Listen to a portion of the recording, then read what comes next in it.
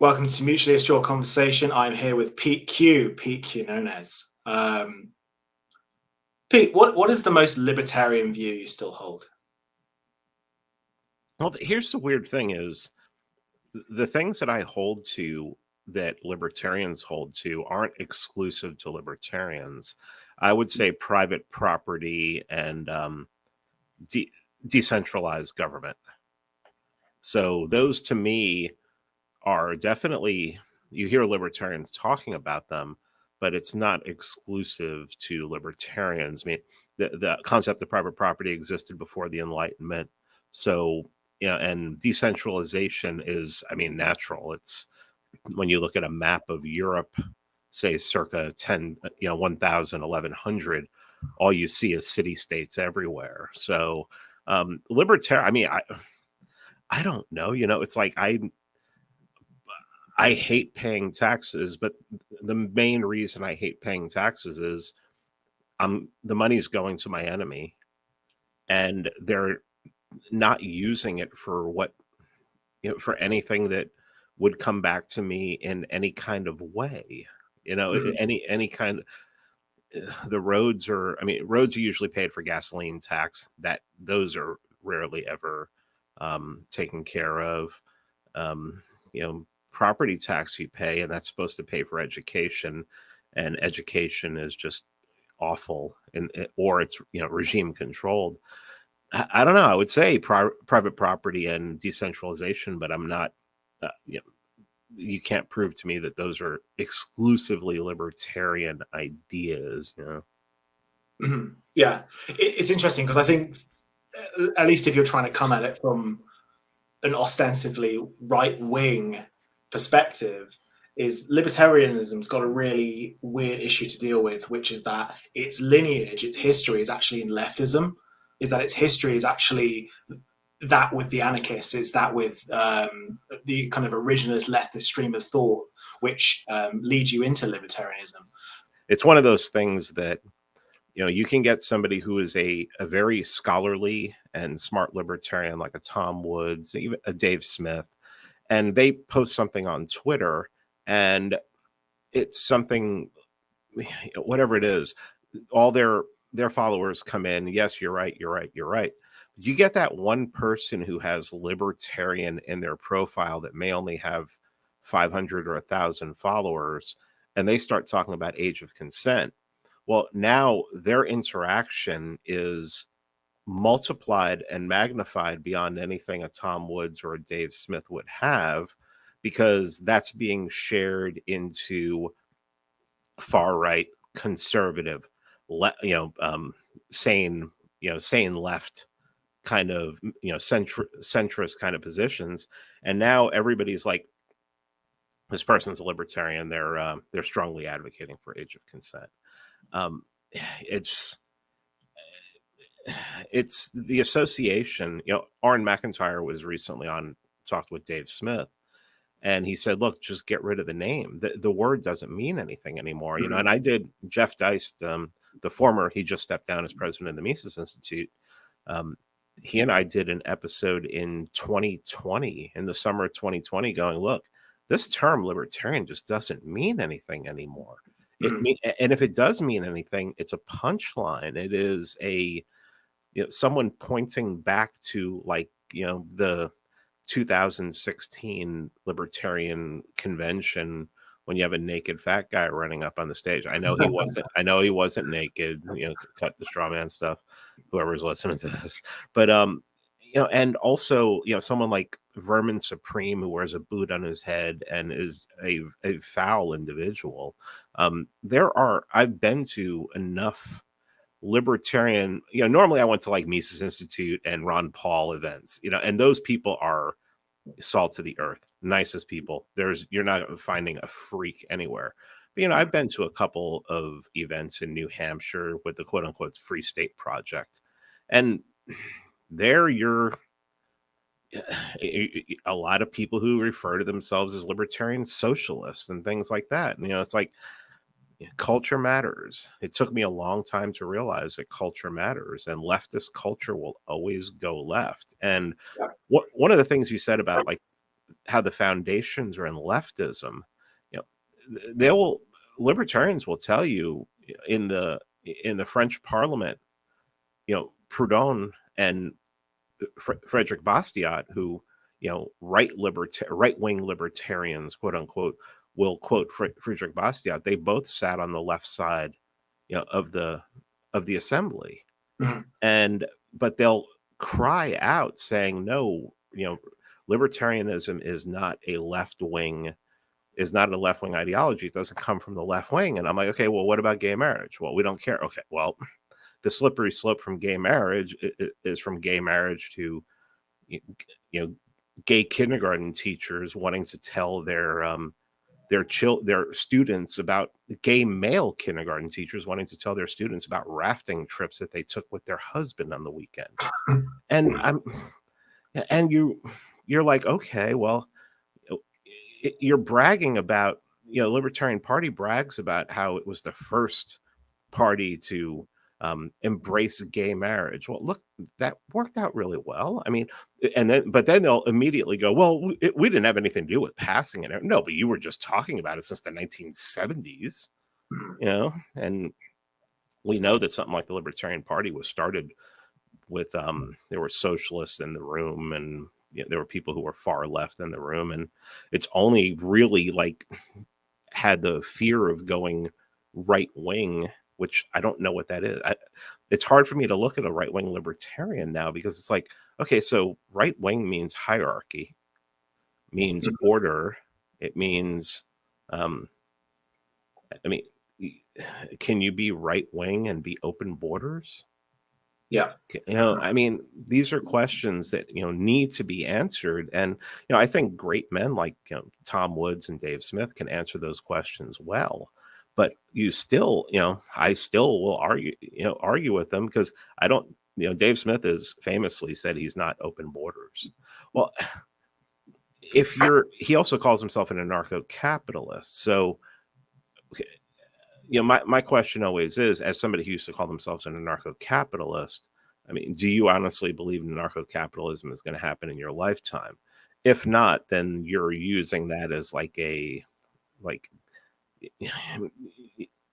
you're looking towards an ideal there. Okay, well, in the meantime, what are you willing to do? Are you willing to use the force of the state in order to stop the state from growing?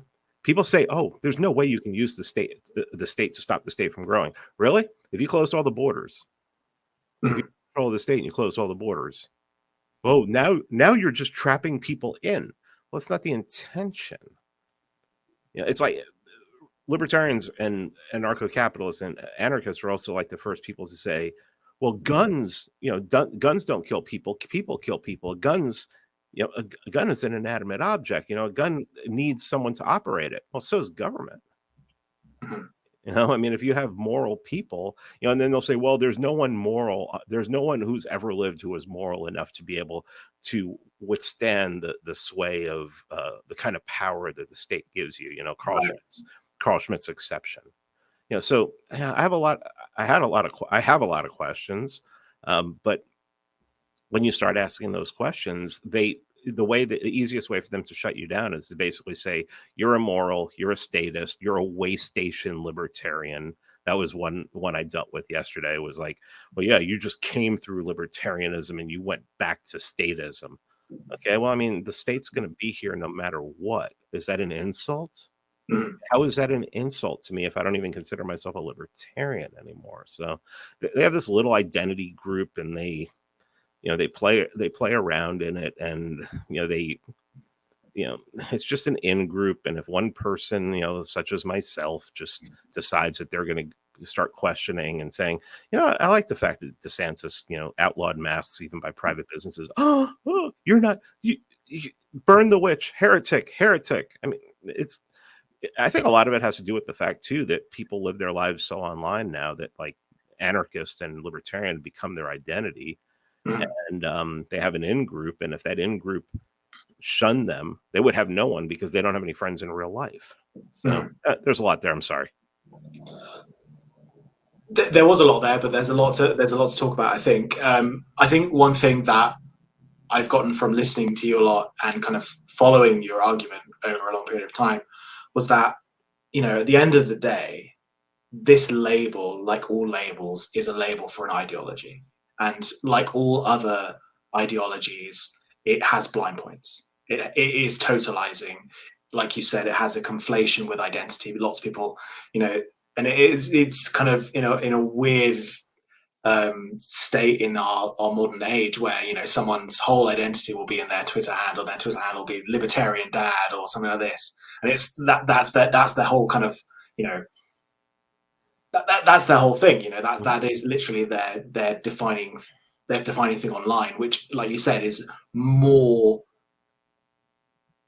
of people's actual lives as opposed to just being a thing online. Just to rewind a little bit, is that you are someone who's been a producer for a film with a libertarian bent. I haven't seen it yet, unfortunately, but I did just kind of want to talk about, just to rewind a little bit. Let's go back to when Pete Q was first enamored with libertarianism. Can we talk about that a little bit? Sure. Grew up in a household where most of the family idolized JFK, and then I think a lot of it had to do with the fact that he was murdered. And I think a lot of people couldn't let that go. They liked him. They liked him as a person. They couldn't, when was the last president that had that's wife gave birth in office, something like that. And the first one in like over 100 years, something like that. So when the 80s rolled around, my household became staunchly Ronald Reagan. It was all about Reagan. My dad was military, and he was a Cold Warrior. There was a lot of talk about what Russia was and the threats of Russia. And once I got older, I guess basically through the 90s, I really didn't have politics. I was playing music and doing a bunch of other stuff. In the late 90s, I started getting, I went to seminary. So there was like, I took like this huge, give me a sec. I'm muting my phone because I don't think I did, and I'm an idiot. So sorry.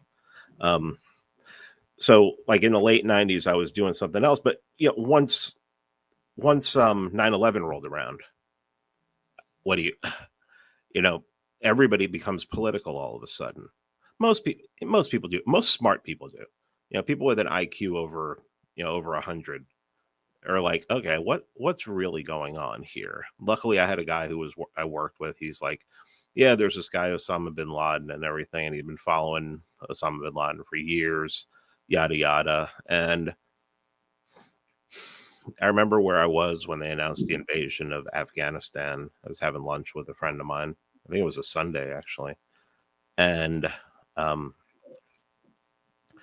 was jarring because they said that it was, it would be really quick, but I had an idea that it probably wasn't, just from people I was talking to who knew a little bit more about foreign policy. I'm sorry to interrupt, but that's really hilarious that I didn't know that was something they were saying, because I mean, that's something that's been said wars throughout history, right? Like we've got the whole thing in the UK where, World War I and World War II are going to be over by Christmas, sort of thing, right? Yeah. I think that's something that Power's always said to people when there's a war on. Well, even Ron Paul says that the reason he voted for the Afghanistan thing was you're supposed to go in there, kill Osama bin Laden, and then get out. Mm-hmm. Well, I mean, I like Ron a lot. He's a hero of mine, but yeah. Then all of a sudden they start ramping up the Iraq war, and I'm looking at this propaganda, and I clearly see it as what it is, propaganda. But I really just didn't. I was at that point where you grow up with a respect for the military, and I'm watching all these people. I had it in my head like, oh, the soldiers who came home from Vietnam and got spit on at the airports. And then in later years, I find out, well, that didn't even happen. It was like complete propaganda. Mm-hmm. And so I'm like, well, if they're going to go into Iraq, we shouldn't shit on what they're doing and everything like that. So, but after a while, it was just after they like caught Osama bin Laden, they found him in that little spider hole or whatever, and then it just kept going on and on. I'm like, this is a mess, and I checked out. And then I can't tell you why. I watched the presidential debate in 2007. I think it was in July. And that was a debate where Ron Paul was on the stage, and they were talking about, the terror wars. And he said, well, they're, they hate us because we're over there. We've been bombing them for decades. And I was like, is that true? And then I saw like the reaction to it and how everybody just started attacking him, but no one was calling him a liar. And I'm like, oh, and everything just like this whole puzzle, the puzzle just went in my head. And I'm like, oh, yeah, it's the United States again. It's us. Yeah.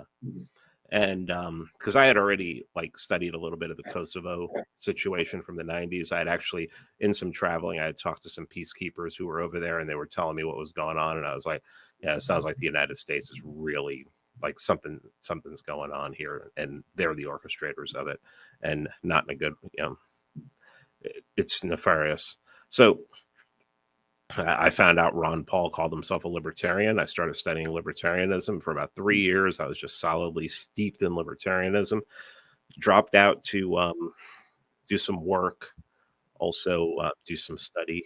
And then in 2015, 2016, there was a complete sideshow of Trump against Hillary.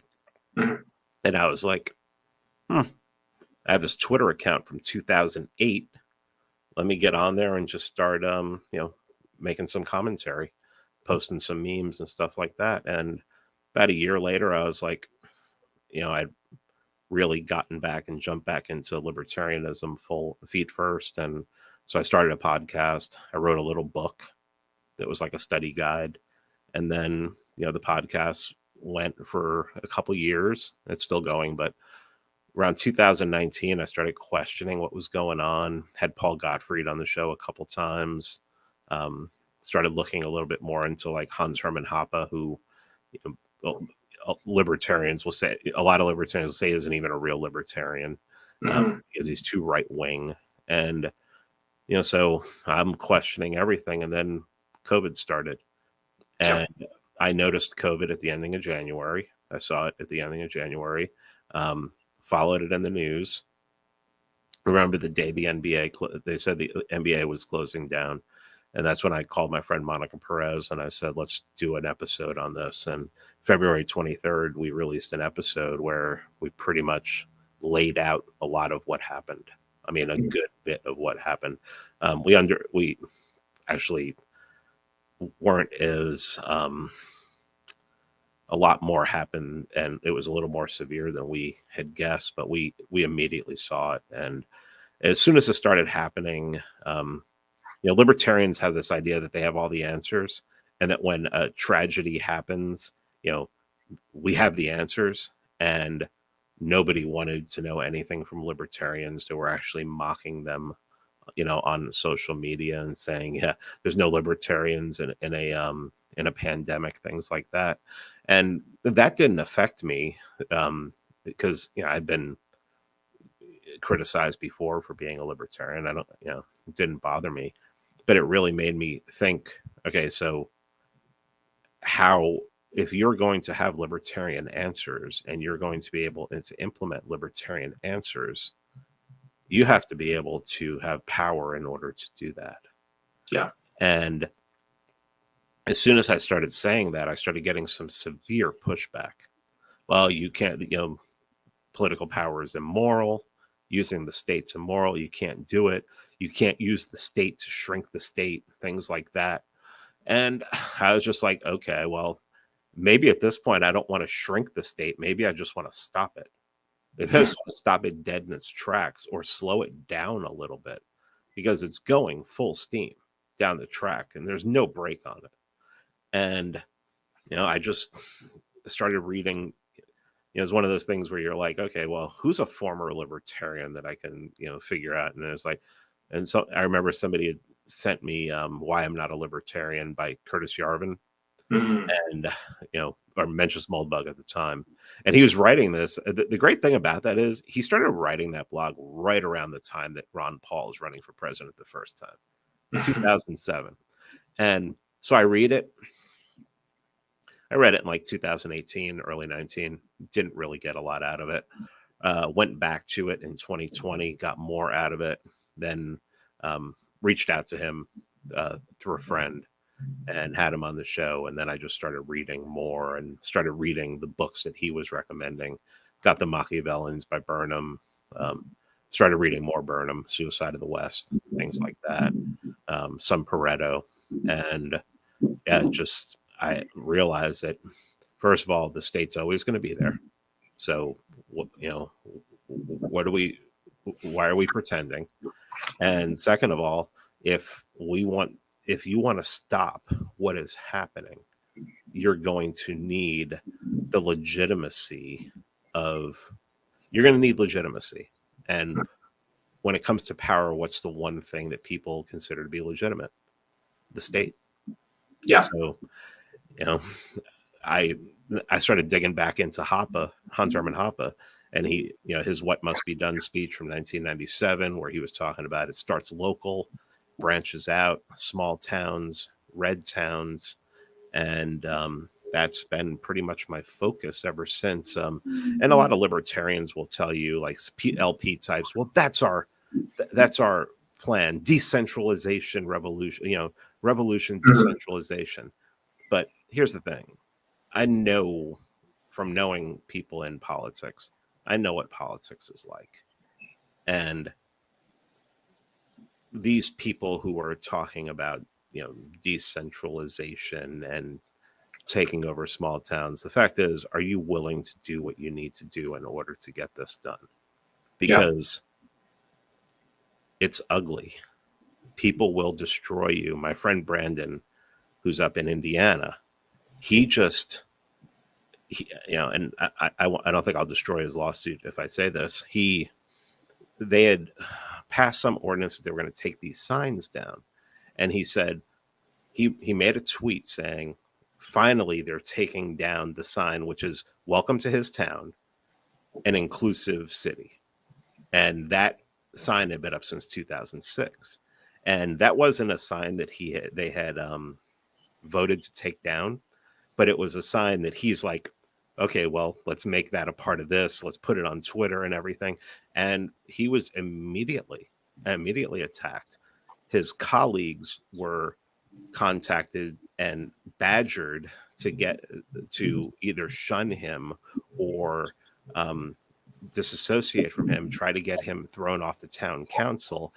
And he was accused of rape in like high school. Okay. So we're playing a fucking, this isn't a fucking game. All right. Yeah. These people play for keeps, and your little non-aggression principle bullshit, your, my morality and everything. No, I'm sorry. Yeah. I'm sorry. Yeah.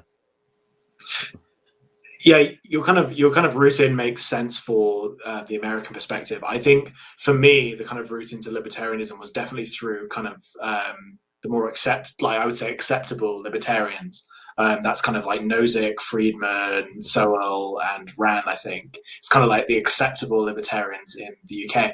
It's very interesting because we don't really have a libertarian movement on the kind of scale of having a party, for example. It's more seen as like a crackpot fringe of our right wing kind of party here, the Conservatives, basically. And for that reason, I don't think it's ever gonna become anything. But it's interesting that you bring up the fact that the NAP and associated ways of going about things are, not only do they have no relation on power, they have no idea of, like, the NAP is almost like a state of being that is, almost has to be a thing before power's even like instantiated. Like that wouldn't even be able to hold itself up. It's very clear, like that. The way you get power is not exactly what you want to do in power. Off your kind of recommendation, though, I did kind of read Hopper's What Must Be Done essay / speech. I'm just kind of wondering, kind of what your kind of take is on that on that essay. Well, just before I jump into that, something you had said there about the non-aggression principle has to exist already. Yeah.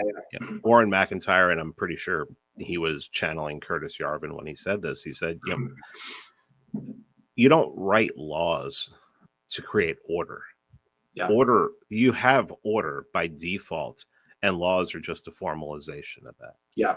Yeah. So, and sorry to interrupt, but to bring that back to the English case, something that's very distinct between the American situation and the British situation that we should be made very clear is that, England has a system of common law. There was order here. There was order that was handed down to us. And, this is a very interesting thing about the UK is like whether it doesn't have to be written into a law for it to be a legal thing.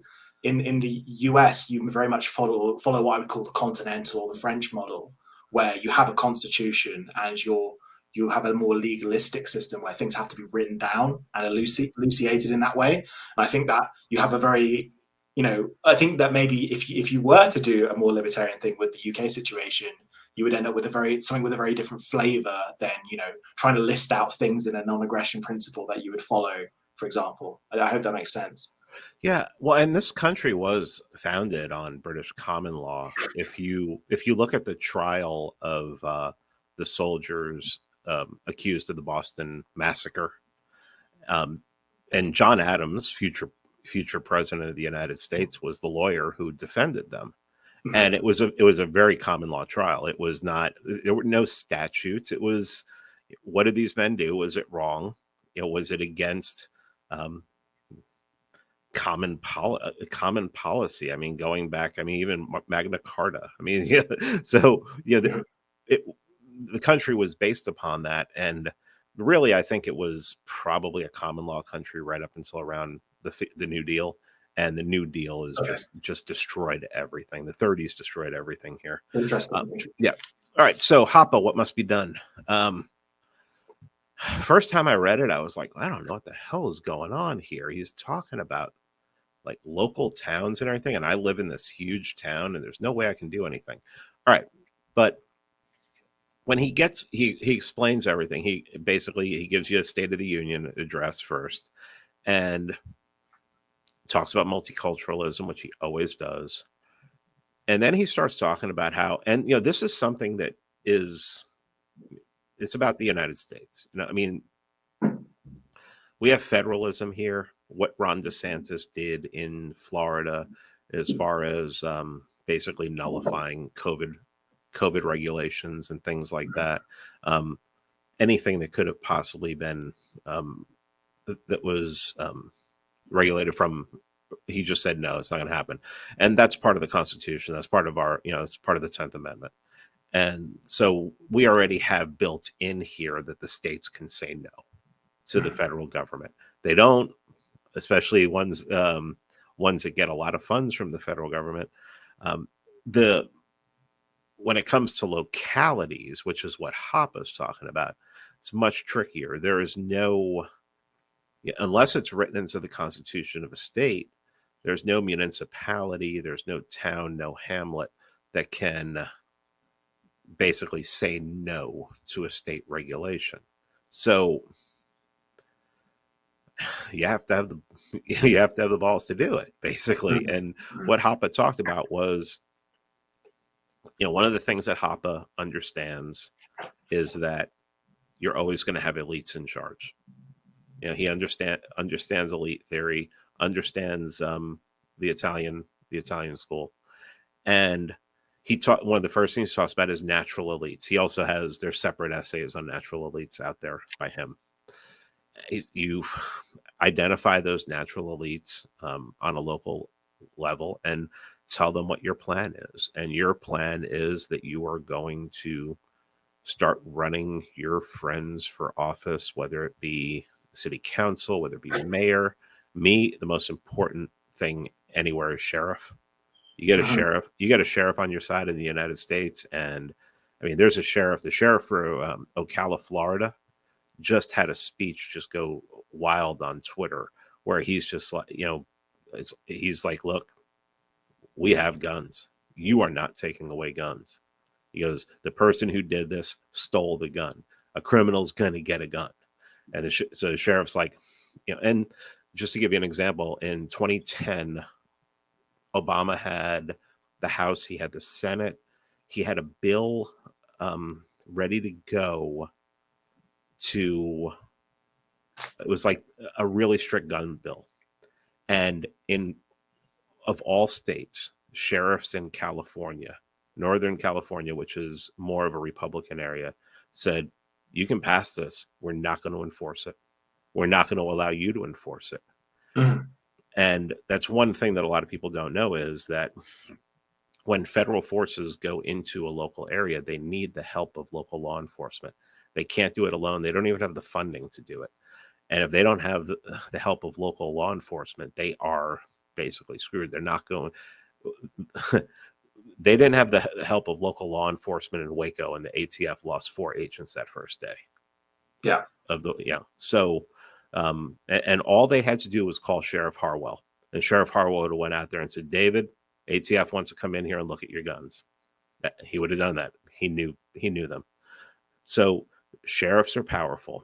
You get, but you have to have people on your side. I did an interview with Paul Gottfried yesterday, and Paul Gottfried said that, in his opinion, the only thing that is going to stop what's happening in the United States is a right-wing authoritarian movement. Yeah. And I asked him, the first thing I asked him, I said, I assume we need our own elites. And he's like, of course. So we need to, so Hoppe talks about identifying elites on the local level, getting them on your side, telling what you're planning to do, running your people for town council, school board, sheriff, mayor, get everything in place and basically start to change things, start to propose. He says, start to propose privatizing the schools, things like that. And here's where I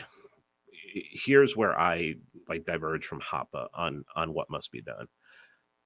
Hoppe basically lays out a plan to get to like anarcho-capitalism, where you get to an anarcho-capitalist kind of order on the local level.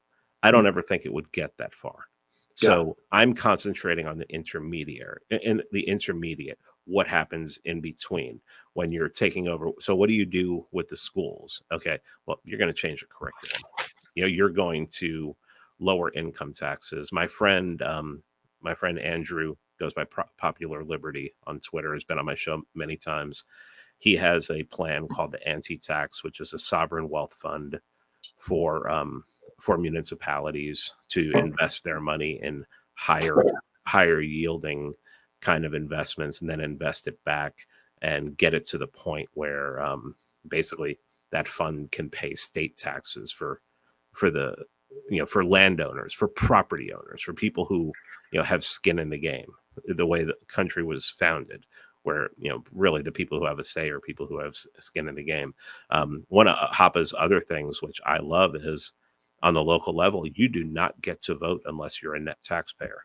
That means if you're a public school teacher, you can't vote. If you're a cop, you can't vote. If you're getting paid from the public, you can't vote. You have to have skin in the game. And obviously that was what the founders of this country did. You had to be a white male landowner in order to vote. And that makes sense, because you're not going to vote yourself Gibbs, because as soon as somebody who has no skin in the game gets to vote, they vote themselves Gibbs. And then you just go from there. You try to basically decentralize as much as possible. The schooling, I think, is most important.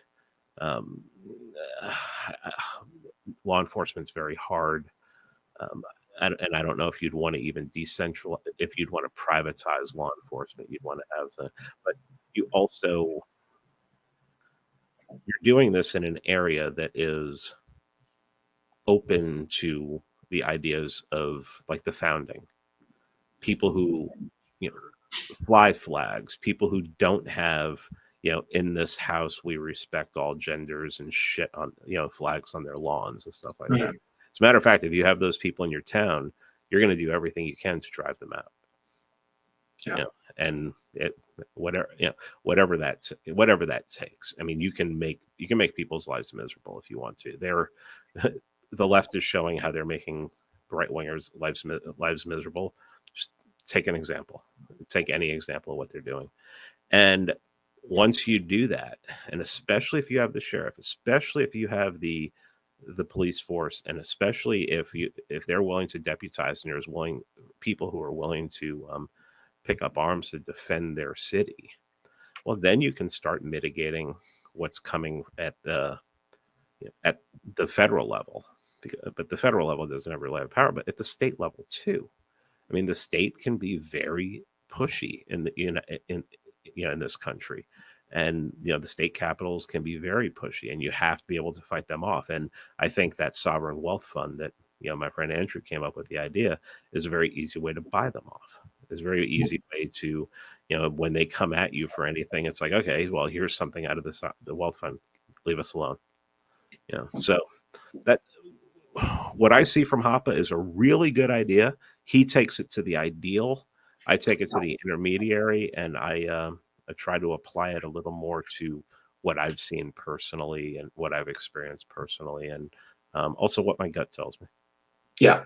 It sounds like Hoppe has some really good practical suggestions, and it sounds like we just need to kind of get rid of that idealistic head, which is, oh, and then all of a sudden there's going to be this wonderful utopia with the NAP and all of that sort of stuff. One thing I did want to ask you about, because I think this is just from the outside quite an interesting question, is that in the UK, obviously, like I said, we had a culture where there would be more guns, or I guess generally people would have rifles or shotguns and that sort of thing. Now you literally in a built-up area like I'm in right now, is you cannot have that sort of thing. You can have a shotgun or an air rifle if you're out in the countryside with a license and that sort of stuff. That process of legalization and confiscation happened actually over quite a long period of time, over about 50 or so years, again, up until the time in the 1940s, which is an interesting barrier, because it seems to be the same time when a lot of stuff happened. Mm-hmm. I'm wondering, just a question to you, can you see a future where the US is similar, and what does that process look like from here? I think you can't go house to house and take guns. Yeah. It's not going to happen. You can't take a gun from someone who has a gun, basically. It's very hard. I mean, I think there are a lot of people who would give them up willingly, but where I live, I live in the deep, and I'm even moving to the deeper south. I mean, it's a whole different kind of it's almost like a movie kind of like stereotypes out of movies, where when it comes to leave me alone kind of thing. I think the easiest way for them to take guns, and what's funny is I saw an article written, it's like 2015 or 2016, I can't remember. I have it saved somewhere, bookmarked somewhere, but basically the person said they won't need to go house to house. They'll just lock your bank account, and until you give up your guns, you can't. And then you see the central bank digital currency, where they can just say, okay, well, you cannot deal in commerce until you bring all of your guns. To me, that's really the only way that you can do it, is you're going to get people to give them up like that. And I think the only way that would stop, and I don't want it to happen, I don't want this to happen for anyone listening, who might be listening very intently, is you're going to have violence. You will, if you do that, see the central bank digital currency, there will be, theoretically, I'm predicting this will happen. I don't want it to happen, but there will be people who will go wild. That will go on a spree of some sort. Mm-hmm. And that's going to do is going to make more people get behind the idea of taking guns away. things like Right. that. But there are sections of this country. I mean, if they do that, that is probably your best chance that you're like the earliest chance you'll see of like secession in this country, where states and parts of states are like, we're just not a part of you anymore. We're just not, we don't answer to you anymore. We're going to take care of ourselves. Yeah. It just, and it would be hard. I mean, who do you trade with? You're only going to be able to trade with like-minded areas. I mean, internationally, pretty much every government in the world in the West has been taken over by these same people, the same Nuremberg regime. China, Russia, the BRICS nations are those who possibly you're only going to be able to trade with. You know, I'm like one of these people who is white pilled on, like personally, but politically, I'm really black pilled because it's, I mean, what do you do? It's like ever since World War II, it's been illegal to be too right wing. If you start talking about family values, you're like immediately the word fascist is brought up. Yeah. We see it in books. You just look in Adorno's Authoritarian Personality, and it clearly says in there that the people who go to church, people who have families, people who talk about, I don't know if you've ever heard me talk about this, but there's this one thing in there that's a benchmark where if you believe that anyone who hurts a child, like molests a child, should be punished beyond what the law allows, then you're like you have the potential of being a fascist. So basically, what's the Evola quote? Where he says, my principles are only those before the French Revolution, every well-born person considered sane and normal. Yeah, if you agree, you're a fascist if you agree with that. I mean, that's the way they look at you. Yeah. And this is actually something I do want to bring up, because I have had this question in my mind recently, like, what is rightism? It's like, when I bring up the fact that I might have some sort of right-leaning inclination to people, is unfortunately in this country, they assume that I'm a conservative, which I wouldn't really call them a right-wing party myself. Just hide behind being a conservative. Yeah, well, I always hide behind that. But it's very interesting because I think that right and left, and we've actually brought this up in this conversation already, is the fact that, we're basing our political definitions on the orientation of the Parliament of the French Revolution. That seems not only outmoded, but slightly insane. And also, what's interesting about that is you're defining yourself by a movement which is completely antithetical to what you want. Yeah. So I'm not entirely sure why we call ourselves right, but I think sensible centre makes more sense. One thing I did want to kind of come back to is that I think that people are very scared of secession. It's a very scary thing, and I mean, in my own country, there's a big movement in Scotland to secede. Right. Not of the same flavour as you might have in a Texas, perhaps. I'm just kind of wondering what you think the potential for secession is, like, because the two big candidates, I would say, in the US were probably Texas and California. Do you think that's likely to happen? I think that if California did it first, that would be ideal. Because it becomes more acceptable. Yeah, that's actually quite funny. Yeah, but sad. But funny. But yeah, well, also, I mean, but you have to remember, they're allowed to do things we aren't allowed to do. So, yes, California can leave the union, but there's no chance that slavery is going to be reinstituted there. But if Texas leaves the union, they'll be every black person will be enslaved within a week. Right. You literally hear people say that secession is hard. Secession. Now, if Texas did it first, Texas would have the best chance. Texas, of the right-wing states, because they have a long history of being very independent-minded. I've been to Texas. I went to Texas numerous times in 2022.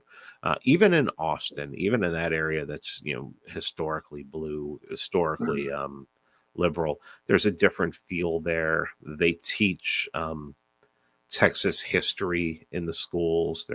There are specific Texas history courses. If you go to events, they'll say the Texas national, like the Texas Pledge of Allegiance. It feels like a different country. It's a totally different vibe. I'm going to be there next month, and I really look forward to it. So that's the right wing. I mean, I think Florida could do it too, but it really has to be a state that isn't landlocked. For the first one who does it, it can't be a landlocked state. Florida would be easy because it's peninsula. I mean, they might try to blockade it, but I mean that would be ridiculous because I mean they're going to rely on how many Florida exports do they rely upon? So, I mean that's basically about when it comes to secession. I think it could happen. I think it's happening de facto. When you go around the country, and I've been to small towns throughout the Midwest and in the South and everything. There are libertarian towns in the United States. They just don't even know that they're libertarian. Don't have to lock your doors at night. No one's paying attention to the speed limit, but don't speed past that guy's farm or he's going to be mad. He'll call your parents, kind of thing. That's the way you run a society. Unwritten rules, but that's also, you have to get things down to like Dunbar's number, which is like 150, and it's hard. It's easy if people are educated on it. The problem is that people have gotten this education that basically the union is everything.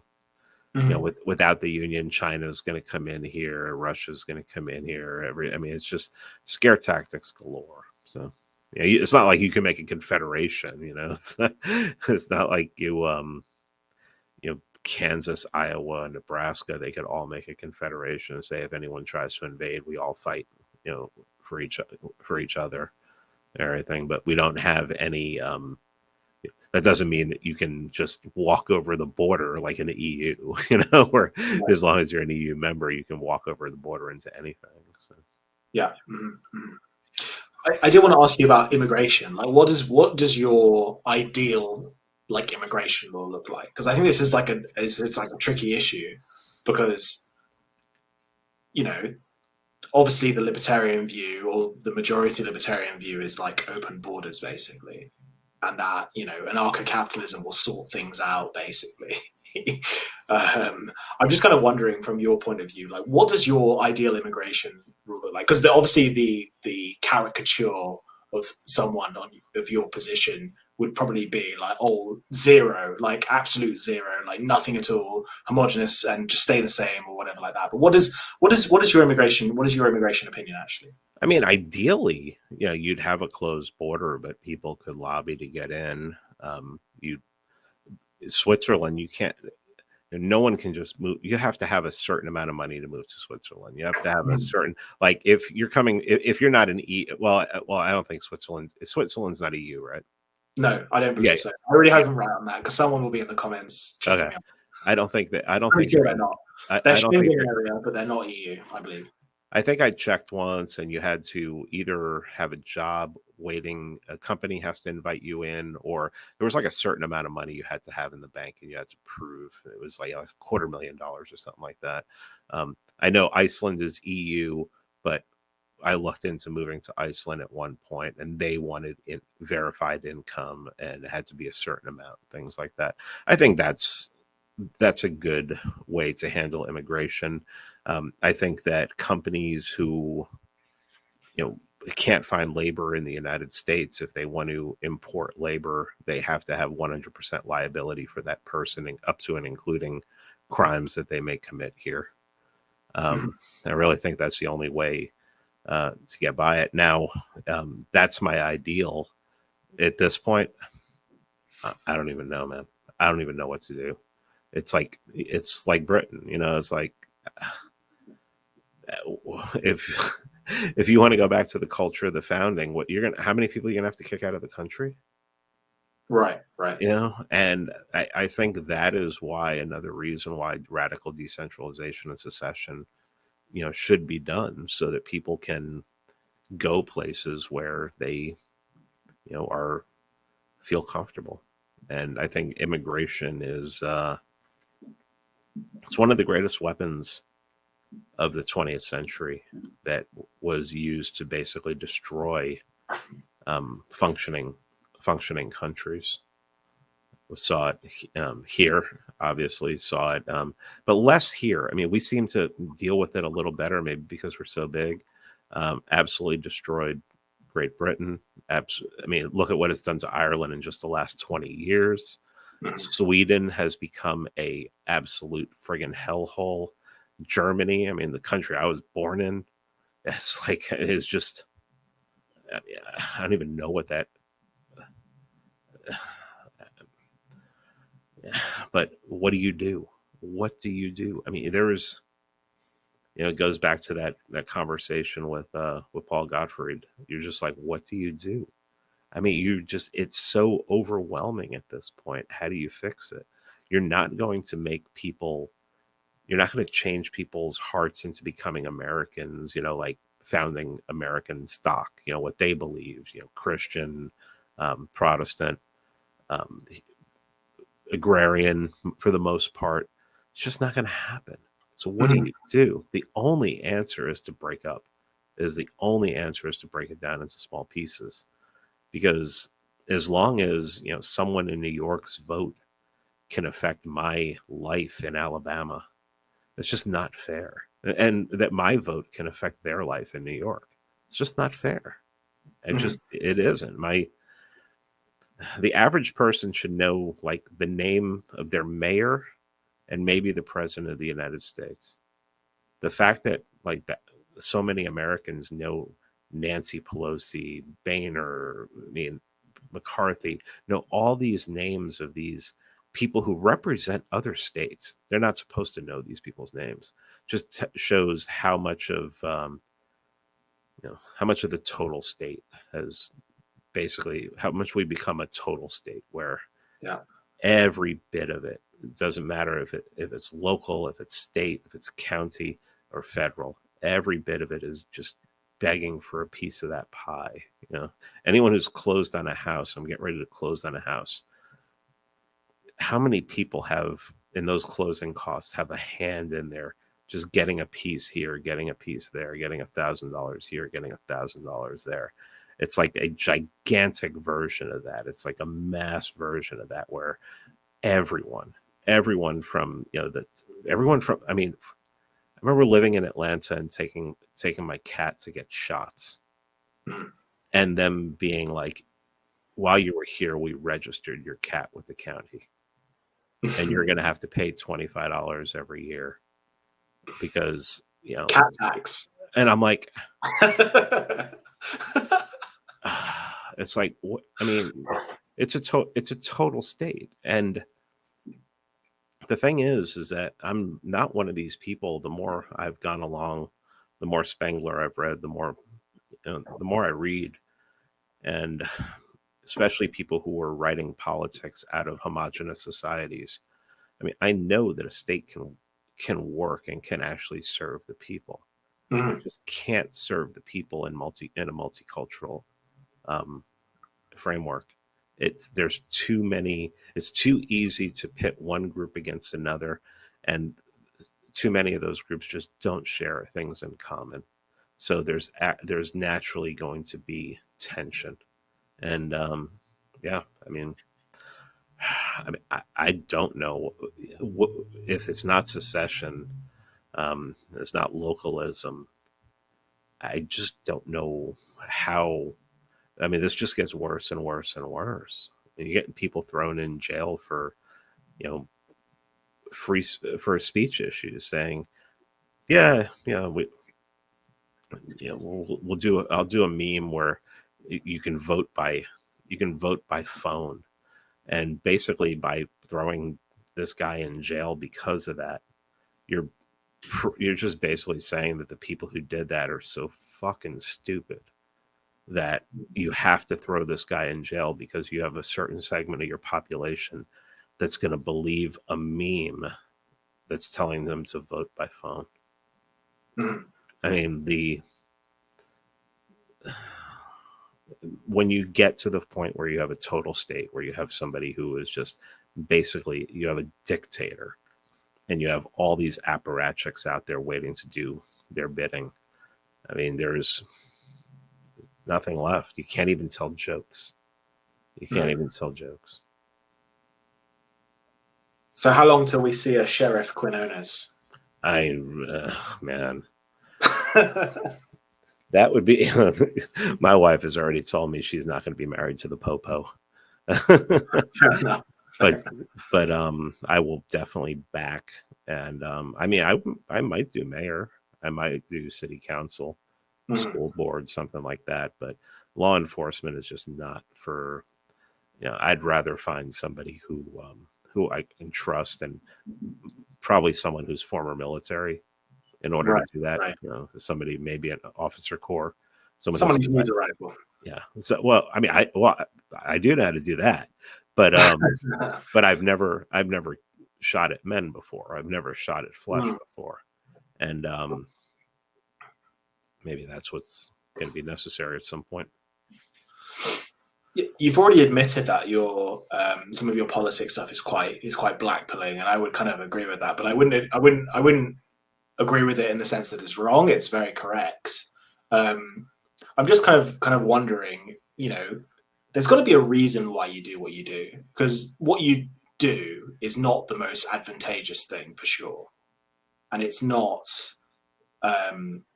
like what anyone would willingly do. Like what brings you the meaning to do this? Like, why do you do what you do? I ask myself that all the time, and I just don't. At this point, I mean, it sounds metaphysical and cheesy, but it just feels like a calling. Yeah. I think that I can think outside the box. Obviously, a lot of my thought is inspired by other people. If you're well read, you can figure out where a lot of my thought comes from. A lot of it's not original. But I mean, I just feel like people like listening to my voice. My wife and I were actually talking about this yesterday, and I said we were talking about how Substack looks like they were in 2021. They were hemorrhaging money. They were like $22 million in the red, and and I make a good deal of my income comes from Substack. So if they just like close down one day, I'm hurting. I'll be hurting bad. But it came to the point where we're just like, okay, so like say, woke up tomorrow and my perfect like political polity was in place and I had nothing to complain about. What would I do? And I said, I'd probably just start a sports podcast. Probably just the next time sitting in front of this microphone, I'd be talking about my favorite American football team or baseball team, or probably hockey. I'd probably do like a classic hockey podcast of talking about classic games and classic rivalries and stuff like that. I just feel like ever since I stepped in front of this microphone, I felt like this is what I was going to probably be doing for the rest of my life. And I have a huge passion for, and a lot of people would probably say it's megalomaniacal, is I want to see good people who have good values live in a world where they're not being beaten over the head by people who are just absolutely insane, who are so not only against them, but are actively seeking to destroy them. Right. I think people of the right historically are people who just want to be left alone. And people who just want to be left alone are normally dominated by people who are just never going to leave you alone. But I would love to see a world where the people who just want to be left alone can live that way. And I don't think I know I'm not going to see it in my lifetime, but I'm also one of those people who isn't living for today. I'm living for the future. I don't know that I'll have a legacy. I don't know that people will talk about what I talked about, what I did, my podcast, anything I've ever done in my life after they put me in the ground. But I want to feel like maybe something I'm doing now will pave the way for the future and make it easier for the people who share my values.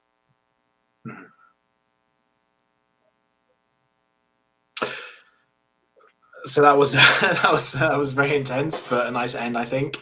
There's one question I like to ask everyone, because it's a reminder that although these conversations usually are quite serious, there's time to have fun. I think I can ask a tongue-in-cheek question now, which is, if you were on death row, Pete, what would be your last meal?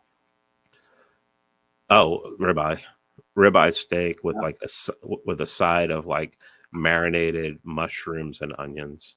Yeah, 100%. Very nice. Thanks, Pete. Thank you.